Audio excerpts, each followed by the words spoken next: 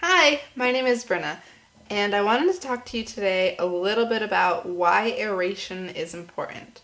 So, what is aeration, first of all? It's when you use an aerator, or a decanter, or a whisk, or whatever you want to use to force air into the wine. What is the result of this? It kind of opens up the tannins a little bit, softens the tannins, softens the flavor.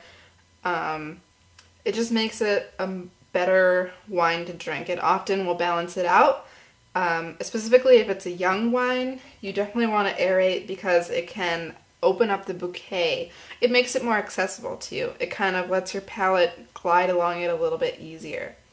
So what kinds of wine are you going to aerate?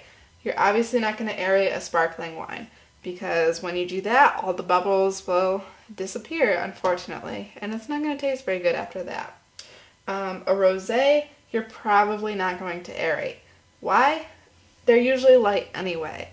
This is the same as a white wine. You're probably not going to aerate a white wine just because they're lighter anyway. They have less tannins, they're usually more balanced with acidity, and hence they don't really need the aeration or the forcing of air into it.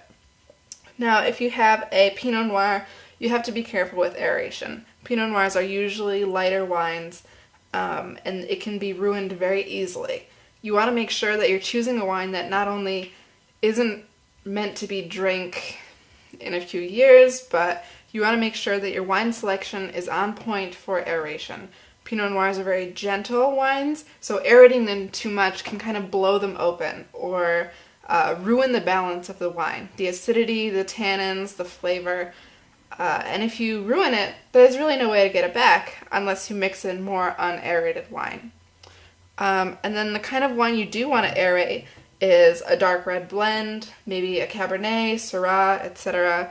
You just want to make sure that it's not something, I don't want to say cheap, but usually cheaper wines don't need aeration because they're meant to be drunk right away, and they're meant to cleanse the palate. They're easy to drink, they go down a lot easier, and they don't really need aeration quite as much. It's very similar with very old wines. You definitely want to be careful when you're aerating those. I would use a decanter and just let them sit because it's very easy to kind of blow those over. Once they've been sitting for a long time, they kind of lose a lot of the flavor and balance in the bottle. If it's too old of a bottle or very old, you just want to be very careful of losing everything because then it's not much fun to drink and the experience is kind of ruined. So definitely use a decanter with those and let them kind of sit and mellow and chill by themselves.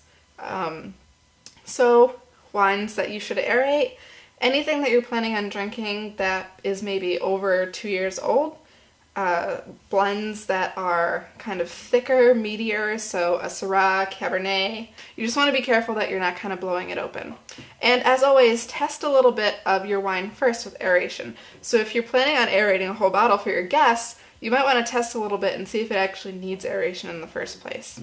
And I've got a fun video for you coming up on aerators next week. We'll be featuring the Aerator, Vinturi, and a no-name brand, so we'll see how they stack up against each other. If you have any questions, feel free to shoot them over. Thanks!